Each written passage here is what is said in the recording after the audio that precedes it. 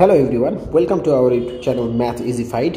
তো কী খবর বন্ধুরা, তোমাদের একদম হাতে সময় নেই, মাত্র 4 দিন আছে। আর 30শে নভেম্বর 2025 তোমাদের ফাইনাল কাউন্টডাউন শুরু হয়ে গেছে ডব্লিউপি কনস্টেবল অ্যাসপিরেন্টদের। তো তোমাদের জন্য এই শেষ মুহূর্তে কিছু আমার তরফ থেকে তোমাদের জন্য কিছু অপরিহার্য কৌশল এবং কিছু স্ট্র্যাটেজি আমি শেয়ার করব, যে তোমরা কিভাবে এক্সাম হলে প্রেশার থেকে শুরু করে এক্সাম হল যাওয়া অবধি কী কী জিনিস তোমাদেরকে মাথায় রাখতে লাগবে, সেই বিশেষ কিছু গুরুত্বপূর্ণ জিনিস আমি শেষ মুহূর্তে তোমাদেরকে মনে করিয়ে দিতে চাই, যার কারণে তোমাদের স্কোরের উপর, অর্থাৎ ফাইনাল যে মোমেন্টের জন্য তোমরা কেউ হয়তো 1 বছর বা কেউ হয়তো 1.5 বছর ধরে 2 বছর ধরে প্রিপারেশন নিচ্ছ, সেই ফাইনাল মোমেন্টে যাতে কোনো গড়বড় না হয়ে যায়, তোমরা যেন ভালোভাবে স্কোর করে আসতে পারো, তার জন্য আজকের ভিডিওটি অবশ্যই দেখে যাবে, তোমাদের জন্য খুবই হেল্পফুল হবে। চলো দেখো, তোমরা এক্সাম হল যাওয়ার আগে যে জিনিসগুলো তোমাদেরকে মাথায় রাখতে লাগবে এই 4 দিনের বিশেষ করে, তো প্র্যাকটিস আন্ডার সিমুলেটেড কন্ডিশন, মানে যারা মক দাওনি এখনও, অ্যাটলিস্ট একটা, মানে যারা মক দিয়েছো খুবই ভালো, যারা এখনও মক দেওনি তারা সিরিয়াসলি একটা মকের এনভায়রনমেন্ট ক্রিয়েট করে একটা মক দাও, প্রেশার হ্যান্ডেল করতে শেখো। এবং তুমি কি করবে, প্ল্যান ইওর টাইম, যখন মকটা দিবে তখন কি হবে, মকটা দেওয়ার সময় তো কোন পোর্শনে আমাকে কতটুকু সময় দিতে লাগবে সেটা তুমি বাড়ি থেকে ডিটারমাইন করে যাও, ঠিক আছে। আমি 10টা ম্যাথ 25 করে, বাকি টপিকগুলো থাকছে ম্যাথ, জিকে, তো তুমি প্ল্যানটা করে যাও যে আমি কোন সেকশনে আমার কতটুকু সময় দিলে আমি ওয়েল অর্গানাইজভাবে এক্সামটা শেষ করতে পারবো, ওকে। এবং তোমার এসেনশিয়ালসগুলো যেগুলো দেখো, যে অ্যাডমিট কার্ড তোমার প্রিন্টেড আছে কি না। এমনও ঘটনা আছে, আমি আমার খবরে এসছে, কী হয়েছে, এক্সামের দিন তাড়াহুড়ো করে বেরোনোর সময় কী হয়েছে, অ্যাডমিট কার্ড না নিয়ে গিয়ে সে হয়তো তার অ্যাপ্লিকেশনের ফরম্যাটটা মনে করেছিল যে ওটাই কাগজ, একটা ভুল বশত অ্যাপ্লিকেশনের কাগজটা নিয়ে চলে গেছে। এবার হলে গিয়ে দেখে যে আমি সেই অ্যাডমিট কার্ড নিয়ে আসিনি, আর তার অ্যাপ্লিকেশন ফর্ম নিয়ে চলে এসছে, হ্যাঁ না। তো এই জিনিসগুলো কেয়ারফুলি, অ্যাবসেন্স মাইন্ডে থেকো না, পরিষ্কারভাবে মাথাকে ঠান্ডা রাখো এবং পরিষ্কারভাবে জিনিসগুলো গুছিয়ে রাখো। আইডি কার্ডস হোক বা তোমার ফটোকপি যদি দরকার হয়, ফটোকপি অ্যান্ড অ্যাডমিট কার্ড, এই সমস্ত কিছু। আর বিশেষ করে তোমাদের খাওয়া দাওয়া এবং রেস্টের উপর ধ্যান দাও। যারা সিরিয়াস অ্যাসপিরেন্ট, তোমরা এতদিন যা পড়ে নিয়েছো দ্যাটস এনাফ, ওকে। জাস্ট হালকা রিভিশন করো, ওকে। খাবার একদম লাইট খাও, কোনো রিচ খাবার খাবে না, ওকে। আর প্রপার ঘুম দাও। সারা বছরের পরিশ্রম না হলে বৃথা যাবে যদি তুমি এই 4 নম্বর পয়েন্টের উপর ধ্যান না দাও। If you are not sleeping well enough, then your performance in the final moment will be hampered, okay. তো তোমার ভালো খাবার এবং ভালো ঘুম এই মুহূর্তে তোমরা অবশ্যই ইনশিওর করবে। নেক্সট, এক্সাম হলে যাওয়ার পরে কী সময়, সেই দিনটা অবশ্যই মনে রাখবে তোমরা আর্লি যাবে। কেন আর্লি যেতে লাগে, ব্যাপারটা হচ্ছে তোমার সমস্ত কিছু মেন্টাল ব্যাপার। এটা তুমি যদি আর্লি না যাও, যদি কোনো কারণে তোমার রাশ ক্রিয়েট করো, your adrenaline level may spike, okay.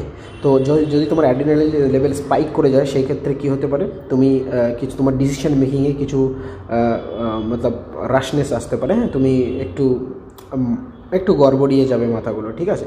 তো এই জন্যে তাড়াতাড়ি যাবে, সমস্ত জিনিস নিয়ে যাবে, আর রিপোর্টিংও করে নেবে সময় থাকতেই।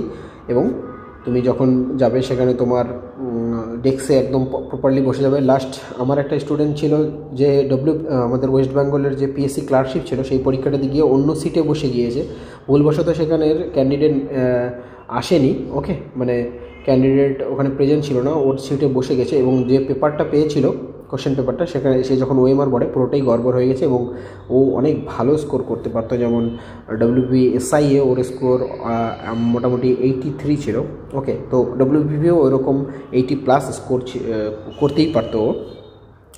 তো দেখো, ওই সিম্পল একটা মানে তরখর ব্যাপারের জন্য কি হয়ে গেল, ওর এক্সামটাই ক্যান্সেল হয়ে গেল।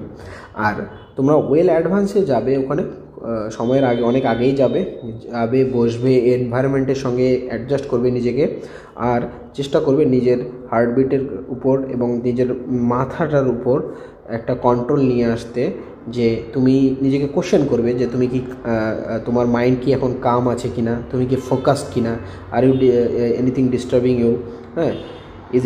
তো এই জিনিসগুলো তোমরা খেয়াল রাখবে। তো পরীক্ষার হলে যাওয়ার পরে তোমার মাথাটাকে এবং তোমার হার্ট বিটটাকে কন্ট্রোলে নিয়ে আসা সম্পূর্ণ তোমার দায়িত্ব। যদি হার্টবিট বেশি থাকে বা তুমি মেন্টালি ডিস্টার্ব ফিল করো, তোমার পারফরমেন্স অবশ্যই হ্যাম্পার করবে। তো এটা এমন না, এটাকে তোমার মাথায় রাখবে। যদি তুমি কন্ট্রোল করতে চাও তবেই কন্ট্রোল করতে পারবে, ওকে। আর যদি তুমি এটাকে ইগনোর করে যাও, তোমার মাথাতে নেই যে আমাকে শান্ত থাকতে লাগবে বা আমাকে ফোকাস থাকতে লাগবে, তো এই জিনিসগুলো তো একটু নোট করে রেখে অভ্যাস করে গেলেই, একটু প্র্যাকটিস করে গিয়ে মাথায় রেখে গেলেই ব্যাস হয়ে যাবে। যেমন WBP SIA আমার এক স্টুডেন্ট ছিল, তো মোটামুটি ও 83 না, ও মানে 80%, মোর দ্যান 80% স্কোর আরামসে করতে পারতো, এবং পরীক্ষা দিয়েও এসে বলেছিল যে দাদা আমি 83 মতো পেয়েই যাব, ওকে, মানে 83% মতো পেয়ে যাবো। কিন্তু পরে দেখা গেল যে OMR ফিলিংয়ে গড়বড় করেছে, বিভিন্ন ধরনের গড়বড় করেছে, যার কারণে আমাদেরকে অনেক পস্তাতে হয়, ওকে না, এই ধরনের ডিসিশনের কারণে, তরখড় করার কারণে। তো এই জিনিসগুলো মাথায় রাখবে। ফাইনাল যে জিনিসটা করবে খুবই ইম্পর্টেন্ট। এই দেখো, অনেকেই অনেক দিন ধরে প্রিপারেশন করে, অনেক কিছুই জানে, পরীক্ষা দেয়, বাইরে মক দেয়, কিন্তু যখন ফাইনাল পরীক্ষাটা দিতে যায় তখন পারফরমেন্সে কী আসে, কোনো না কোনো একটি কমি থাকার কারণে কি হয়ে আসে, তার স্কোর কমে আসে, ওকে। তো আমি বলবো যে পেপার অ্যাটেন্ড করার যে স্ট্র্যাটেজিটা সেটা কীরকম হওয়া উচিত। পার্সোনালি আমি বলবো যে এই স্ট্র্যাটেজিটাকে তোমরা বাড়িতে আয়ত্ত করে যাবে, মানে এই 4 দিনে কয়েকটা মক দিয়ে ব্যাপারটা তুমি টেস্টেড অ্যান্ড ট্রায়েড করে যাবে, ওকে। এমনটা না হয় যে তুমি এই স্ট্র্যাটেজিটাকে প্রথমবারের জন্য পরীক্ষার হলেই ট্রাই করছো, এরকমটা করবে না। 4 দিন সময় আছে, ওই জন্য আমি আগেই ভিডিওটা বানিয়ে তোমাদেরকে সতর্ক করে দিচ্ছি। দেখো, তোমরা দ্য আর্ট অফ স্কিপিং অবশ্যই তোমরা মাস্টার করে যাবে। আর what is art of skipping? যে আমাকে কোশ্চেন ছাড়তে জানতে লাগবে। আমি একটা কোশ্চেন করছি, একটা কঠিন কোশ্চেন আসলো, এবং কোশ্চেনটা আমি জানি, আমি ম্যাথটা জানি, ওকে, করতে জানি, করেছিও বাড়িতে, এখন হচ্ছে না, তো you will be get emotionally start, ওকে।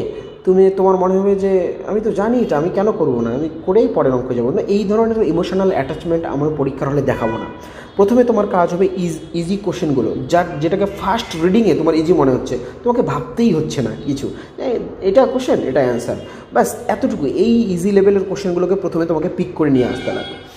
যদি না করো তাহলে কি হবে, যদি তুমি কঠিন কোশ্চেনে প্রথমে ফেসে যাও আর ইমোশনালি তুমি সেখানে স্টাক হয়ে যাও, তাহলে কি হবে, শেষে পরীক্ষার হলে যে কোশ্চেনগুলো ছুটবে, তুমি পরীক্ষা দিয়ে বেরিয়ে আসবে, সোজা কোশ্চেনগুলোই কিন্তু ছুটবে, ঠিক আছে। তো এটা মনে রাখবে যে ফার্স্ট রাউন্ডে ইজি কোশ্চেন, একদম ইজি, ফার্স্ট রিডিংয়ে তোমাকে ইজি মনে হচ্ছে সেই কোশ্চেনটাই করবে।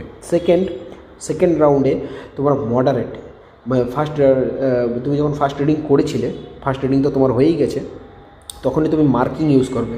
হ্যাঁ, তুমি কোনোটাতে স্টার মার্কিং, কোনোটাতে হ্যাশ মার্কিং, এভাবে তুমি একটা কোড বানিয়ে নেবে, হ্যাঁ না। তো এইভাবে কোড বানিয়ে নিয়ে সেই কোড করে দেবে।